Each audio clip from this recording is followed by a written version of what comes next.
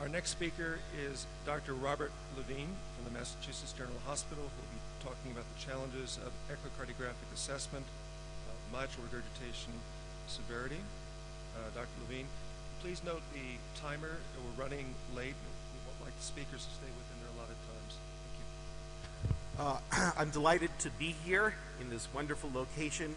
I thank Dr. Chaim Lotan and Dr. Amit Segev, professors, for inviting me here, and it's great to see the progress of Israeli medicine and the enthusiasm of everyone for this meeting. Mitral regurgitation, of course, is important to assess, as Maurice Serrano has shown in large studies, that even in asymptomatic regurgitation, the natural history is related to the severity, the effective orifice area. There's a dose-response relationship between that and impaired survival, reduced survival. We have challenges in assessing MR. First, the severity. What do we mean by severity? It's multifaceted, as we'll see. There's a multiplicity of measures used to quantify the lesion itself. We have achieved greater clarity through advanced technology, but there are persistent limitations, particularly capturing the lesion dynamics and physiology that are so important to the clinical presentation. MR severity is multifaceted. It's not just the lesion itself, but also its impact on left heart remodeling, its impact on the pulmonary circulation in right heart, and its impact on exercise capacity. So let's look at that a little bit. In terms of the impact on left heart remodeling, how does MR, particularly an ischemic MR, create a vicious cycle? Some people consider that mitral regurgitation in the post-infarct state is an epiphenomenon. It's driven by ventricular remodeling. On the other hand, it stands to reason that it also drives ventricular remodeling, creating a vicious circle of downward spiraling heart failure. So the question is, how can we separate these two phenomena? In ischemic or post-infarction MR, how can we separate the effects of MR and MI on left ventricular remodeling? And Ronen Be'eri, a colleague at Hadassah University Hospital, has published extensively on that using a fascinating model, which really was taking off after one developed by Dr. Eugene Braunwald, in which there is a shunt between the left ventricle and left atrium that allows independent control of MR without linkage to an MI. Whereas in the typical clinical scenario, the two are inevitably linked. So in this model, an MI is created out at the apex of the LV, and there is a shunt between the LV and the LA. This case, however, is a chronic model. And in this model, Ronen has shown that for the same size infarct, in this case in the ovine model, sheep who have MR have much larger ventricles, not only in diastole, reflecting the volume overload, but also in systole, reflecting a diminished contractility and diminished preload recruitable stroke work. At the beginning of these studies, both groups, the MI and the MR, have an increase, compensatory increase in AKT, an anti-apoptotic signal, but that is markedly exhausted only in the MR group at 3 months. Now, if you repair the MR early, you can reverse that LV remodeling and raise its anti-remodeling momentum, so to speak. If you repair it late, which will be published shortly, that fails to reverse LV remodeling, and if you give extra doses, transgenic sarcoplasmic reticulin calcium ATPase, you can limit LV remodeling. That was done with Raja Hajar at Mount Sinai Hospital. So MR severity is multifaceted. We can measure ventricular function, but what about the backward failure? Does pulmonary venous flow help us as a window into the impact of MR on LA and PA pressures? Now, this is an interesting slide from Maurice Serrano. We usually think of severe MR driving flow back into the pulmonary veins during systole, but these are two patients with equally severe volumetric MR, one with flow reversal, one with a normally preserved systolic forward flow wave in the pulmonary veins. What's going on here? And here's a patient from our collection, very severe MR, but despite that, a relatively preserved, although somewhat blunted, S wave. What's going on?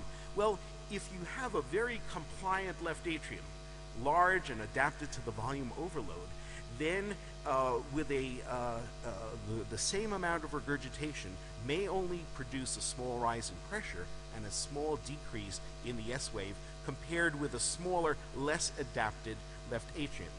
So we can see the large size of the adapted left atrium here. And this was recognized quite some time ago, again by Dr. Braunwald, the syndrome of severe MR with normal left atrial pressure, in which he suggested that long-standing MR may modify basically the compliance of the left atrium, so that a normal left atrial pressure, or in our case, a relatively preserved S wave, must not be assumed to exclude the presence of severe MR. Nevertheless, we still have the pulmonary hypertension to rely upon in patients. The Maurice Serrano showed that pulmonary venous flow return misses 40% of patients with severe MR. And of course, in atrial fibrillation, you can't rely upon the S wave, which is blunted in most patients in any event. So we've talked about the impact on heart remodeling, on the pulmonary circulation, and also there's an impact on exercise capacity, as Catherine Zemansky and Judy Hung recently showed that there's an inverse relationship between the vena contracta, the size of the orifice itself, and the METs. So the larger the vena contracta, the lower the exercise capacity in patients with ischemic or post-infarctional MR.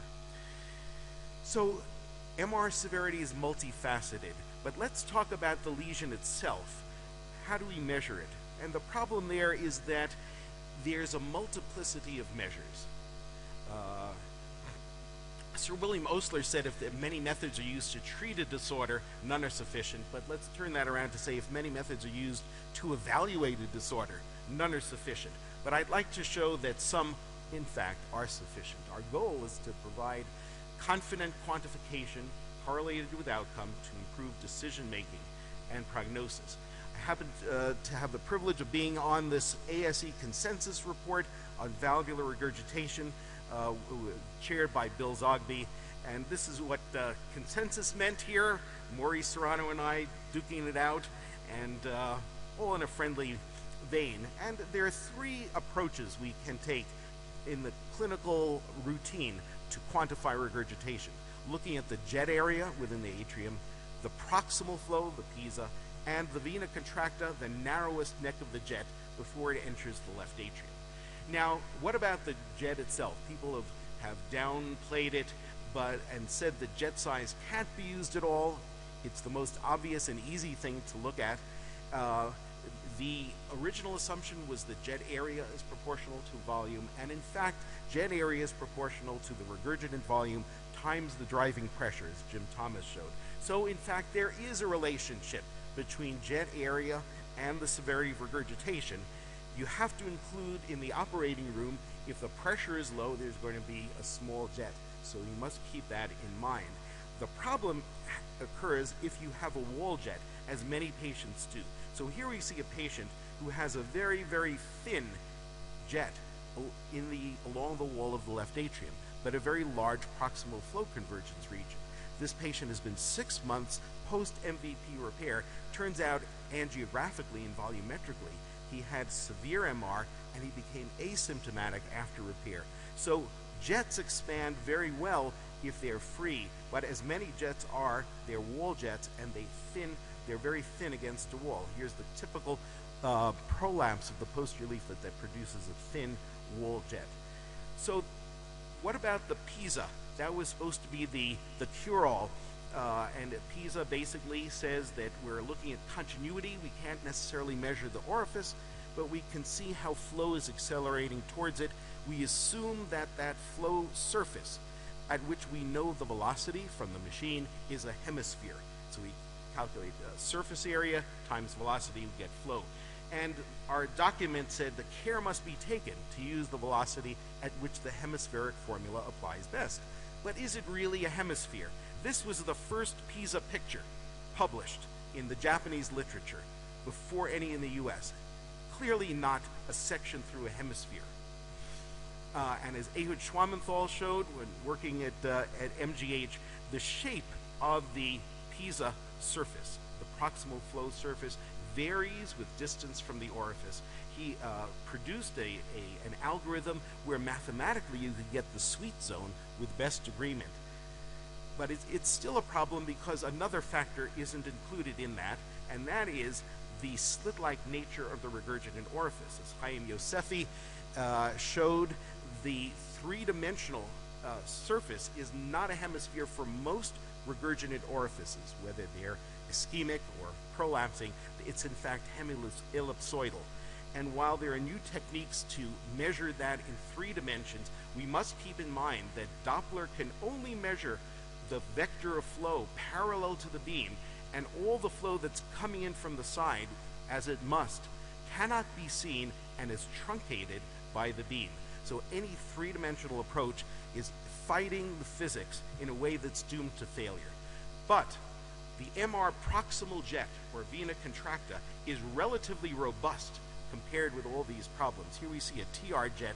Notice that the jet at parts of the cycle is free or wall, but that the vena contracta remains relatively robust relative to the direction of the distal jet.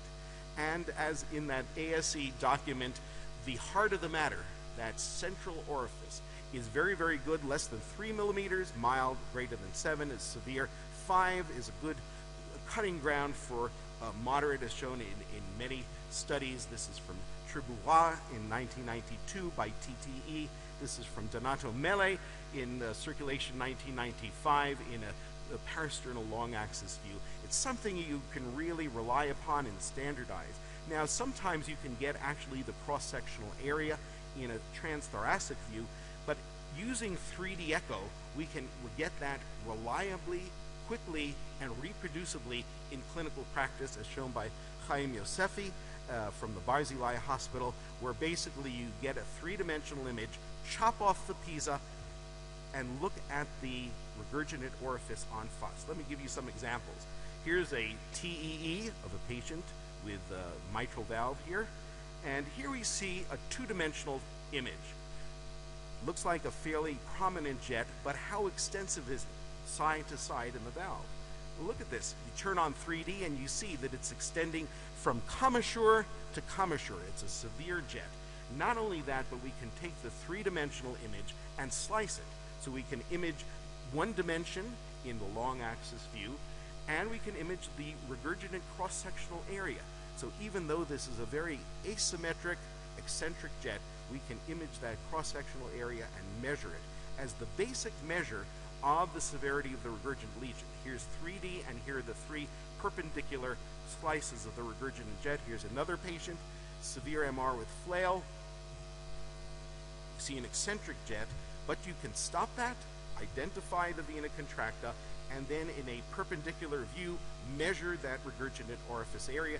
This patient clearly had systolic flow reversal, pulmonary hypertension, so that all fits together. So to summarize, 3D guided assessment of regurgitant orifice area provides rapid, reliable, and practical quantification of the regurgitant orifice. So we've achieved greater clarity. What about the persistent limitations of lesion dynamics and physiology? It's important to recognize that MR is subject to physiologic variation. The vena contracta, like the orifice area, can vary with loading in the operating room and with exercise. So particularly in ischemic MR, where there's tethering that depends on ventricular size, you can have a patient with mild MR at rest that most people would not pay attention to, becoming moderate with stress as the ventricle becomes more dilated and there's greater tenting of the mitral leaflets. So unfortunately, one of our limitations, all the things I've shown you, the vena contracta, the jet, the Pisa, are all in one frame, although Ehud did produce a technique of applying it throughout the cycle. He showed in a landmark paper in 1994 that if you put an M-mode cursor through the Pisa, you can see this kind of pattern, flow going up and down in rheumatic disease, but late systolic, mid to late systolic flow acceleration in patients with MVP or flail, and this unique pattern early and late in patients with ischemic MR, where there's a balance of tethering and compressing forces. So how do we overcome this problem that all of our measures are single frame measures? One approach would be just to measure everything that's coming in through the mitral valve, the forward flow, subtract off the forward flow through the aortic. The difference is mitral regurgitation. Now that doesn't work if you have a lot of aortic insufficiency, but also, as we said in that document, this method is simple in theory, but accurate results require individual training. Namely, practice makes somewhat perfect. It takes a lot of time, a lot of potential for error, and it's something that is not suited ideally for routine clinical practice. Another approach, which I would urge you to ask your echo companies to make for you, is to take the sample volume at the vena contracta, and as Thomas Buck showed in 2 articles, at that vena contracta, velocity times area equals flow rate. The area is proportional to the power of the returning ultrasound beam, and that can be merged into an automated approach that will give you the power velocity time integral, which equals the flow rate at every instant through systole, and then can be integrated. So this is something, the technology exists. Matrix array technology can probably do this much better than what existed at this time. So to summarize, the assessment of mitral regurgitation. Number 1, it's important. It has prognostic value, helps gauge management. Number 2, it's best done by the vena contracta, which can be obtained by 2-dimensional and ideally 3-dimensional imaging, accurately, rapidly, reproducibly. It's also important to understand that lesion dynamics provide insights into mechanisms. I think that by assessing patients at rest, we do not provide the full flavor of how the disease is impacting the heart and impacting the patient.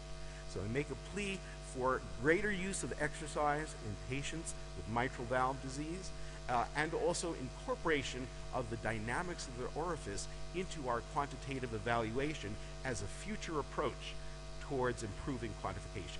Thank you for your attention.